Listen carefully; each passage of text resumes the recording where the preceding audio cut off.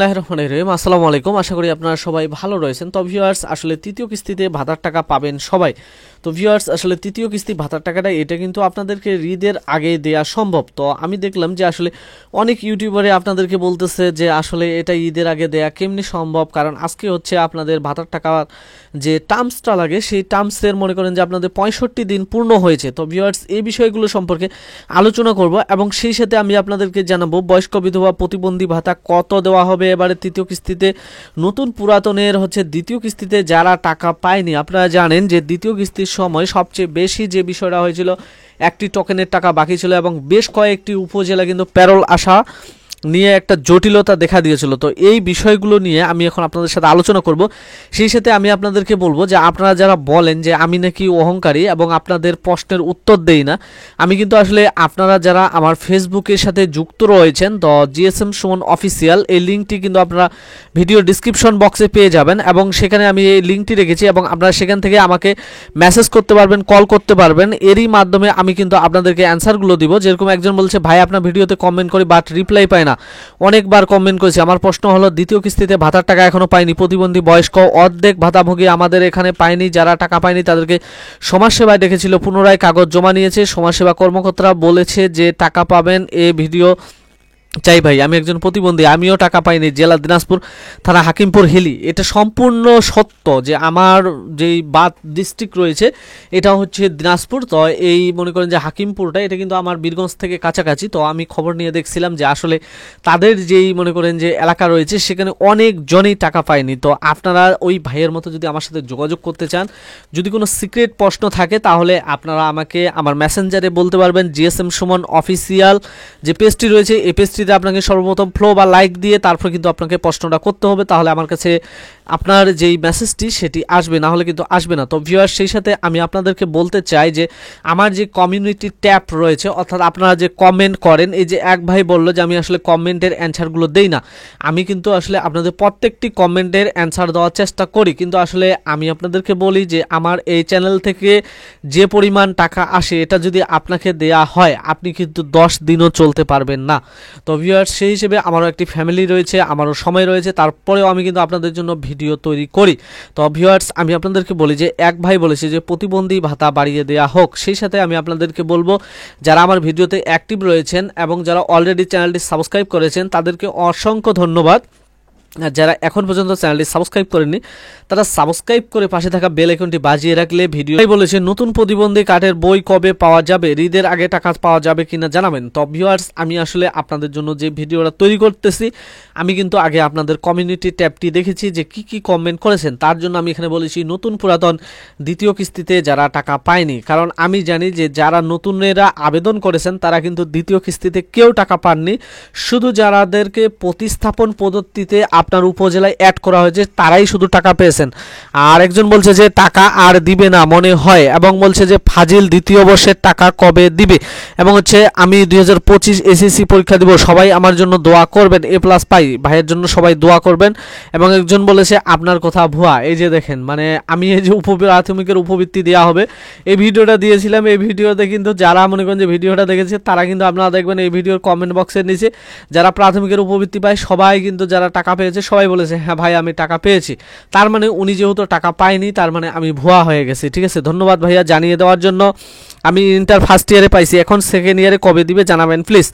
আপনি inter first ইয়ারে যে টাকাটা পেয়েছেন সেটা আপনার হচ্ছে প্রথম কিস্তির টাকা, এবার আপনি ইন্টার ফার্স্ট ইয়ারের আপনার হচ্ছে দ্বিতীয় কিস্তির টাকাটা আপনি পাবেন। এর সাথে আপনার যে কিস্তিগুলো বাকি থাকবে সেগুলো হচ্ছে ইন্টারমিডিয়েট সেকেন্ড ইয়ারের প্রথম কিস্তি এবং ইন্টারমিডিয়েট সেকেন্ড ইয়ারের দ্বিতীয় কিস্তি।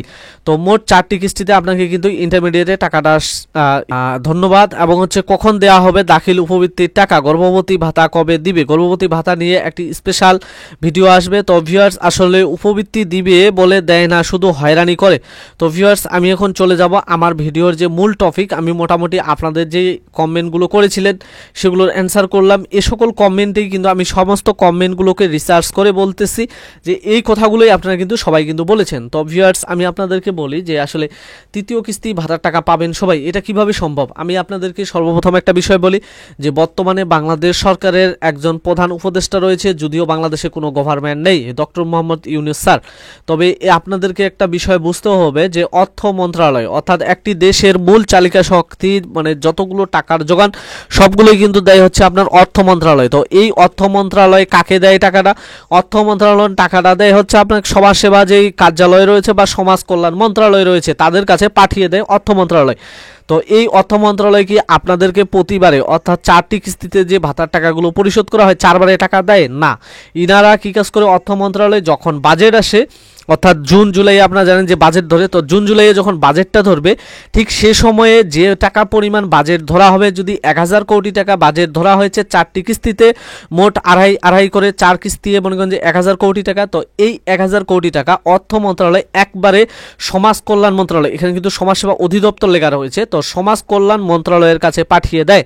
এই সমাজ কল্যাণ মন্ত্রণালয় কি করে, পর্যায়ক্রমে যখন আপনাদের কিস্তির একটা সময় আসে প্রথম কিস্তিটা, তখন তারা কি কাজ করে এই 1000 কোটিকে 4টি ভাগে ভাগ করে, অর্থাৎ 2500 কোটি টাকা সমাজসেবা অধিদপ্তরের যে সেগুনবাগিচা কার্যালয় রয়েছে বা সমাজ কল্যাণ মন্ত্রণালয়ে যে সেগুনবাগিচা অ্যাকাউন্টস অফিস রয়েছে তাদের কাছে কিন্তু হিসাবগুলো পাঠিয়ে দেয়। কিন্তু টাকাগুলো থাকে কোথায়? টাকাগুলো থাকে বাংলাদেশ ব্যাংকের কাছে, অর্থাৎ অর্থ মন্ত্রণালয় টাকাটা রাখে বাংলাদেশ ব্যাংকের কাছে। এটার কিন্তু একটা ট্রান্সফার লাগে, এই ট্রান্সফারটা কে করে? সমাজ কল্যাণ মন্ত্রণালয় সেগুনবাগিচা অফিসে। যখন সেগুনবাগিচা অফিসে ট্রান্সফার করে দেয় তখনই কিন্তু সেগুনবাগিচা অফিস থেকে কি কাজ করা হয়, টাকাটা সরাসরি মনে করেন আপনাদেরকে দেওয়ার জন্য আইবেস প্লাস প্লাসের মধ্যে আপনাদের ডাটাগুলোকে এন্ট্রি করা হয়।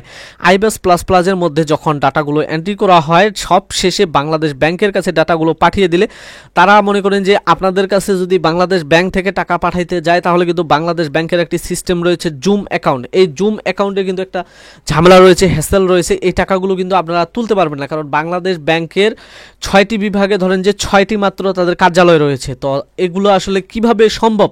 এরা কি কাজ করেছে, বাংলাদেশ সরকারের যে আগে প্রধানমন্ত্রী ছিল উনি G2Pay অর্থাৎ গভর্নমেন্ট টু পে সিস্টেমের মাধ্যমে আমাদের যে হাতের নাগালে ফাইন্যান্সিয়াল সিস্টেমগুলো রয়েছে নগদ বিকাশ রকেট এগুলোকে অ্যাড করে নিয়েছে আইবেস প্লাস প্লাসের যে গেটওয়ে সিস্টেম রয়েছে সেই গেটওয়ের এবং হচ্ছে EFT ট্রান্সমিশনের বাংলাদেশ ব্যাংকের যে অ্যাকাউন্ট রয়েছে সেই অ্যাকাউন্টের সাথে। তো যখন এগুলোকে সোয়াক করে নিয়েছে তো এই সোয়াক সিস্টেমের মাধ্যমেই কিন্তু বাংলাদেশ ব্যাংকের টাকাগুলো আমাদের নগদ অ্যাকাউন্টে চলে আসে। তো আমি আপনাদেরকে এই বিষয়টা এজন্য বোঝাতে চাচ্ছি যে এখন সময় হচ্ছে আপনাদের ভাতা পাওয়ার যে সময়টা লাগে 90 দিন পূর্ণ হয়নি, কিন্তু হচ্ছে 65 দিন পূর্ণ হয়েছে। তো আপনাদের যে এই রোজা চলতেছে, রোজার শেষে কিন্তু ঈদের যে আমেজ রয়েছে, ঈদের আমেজ আস্তে আস্তে আপনাদের কিন্তু 90 দিন পূর্ণ হবে।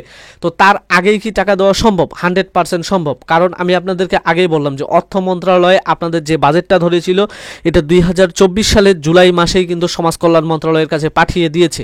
টাকা কোথায় রয়েছে? বাংলাদেশ ব্যাংকের কাছে রয়েছে। তো বাংলাদেশ ব্যাংকের কাছে যদি সেগুনবাগিচা অফিস কোনো টোকেন ট্রান্সফার করে বাংলাদেশ ব্যাংক তৎক্ষণাৎ টাকা দিতে অবশ্যই বাধ্য, কারণ সেখানে 4টি কিস্তির টাকা কিন্তু অলরেডি স্টক রয়ে গেছে। তো যেহেতু এটা 3য় কিস্তি এবং বাংলাদেশে হচ্ছে মুসলিম প্রধান দেশ, মুসলিম উম্মাদের সবচেয়ে বড় উৎসব এই ঈদুল ফিতর, তো এই ঈদুল ফিতরের মধ্যেই কিন্তু আপনাদেরকে এই টাকাটা দেওয়া হবে, তবে এটা ঈদের পরে নয়, ঈদের আগেই দেওয়া হবে।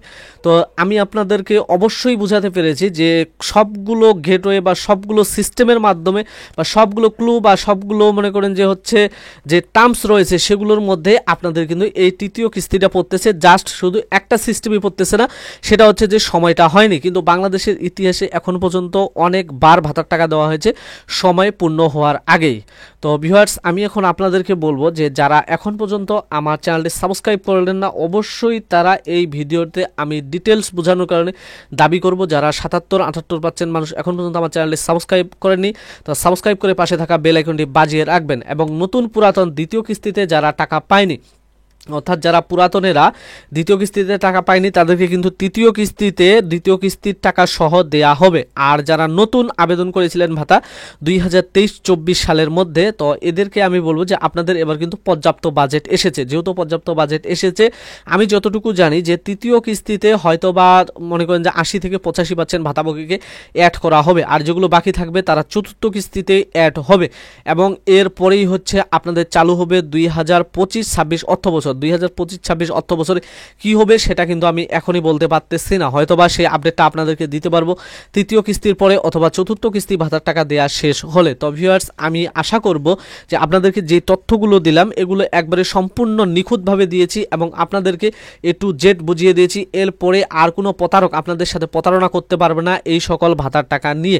তবে যেহেতু তৃতীয় কিস্তি ভাতার টাকা আপনাদের ফোনে যাওয়া শুরু করবে, এই সময়তে কিন্তু অনেক প্রকার হ্যাকার আপনাদেরকে ফোন দিয়ে ওটিপি কোড, পিন কোড চাইতে পারে। এগুলো থেকে আপনারা বিরত থাকবেন, কারণ নগদ বিকাশ, রকেট বা সমাজ কল্যাণ মন্ত্রণালয়ের সমাজসেবা অধিদপ্তর কখনোই আপনার কাছ থেকে পিন কোড, ওটিপি কোড জানতে চায় না। ভিডিওর সাথে থাকার জন্য ধন্যবাদ।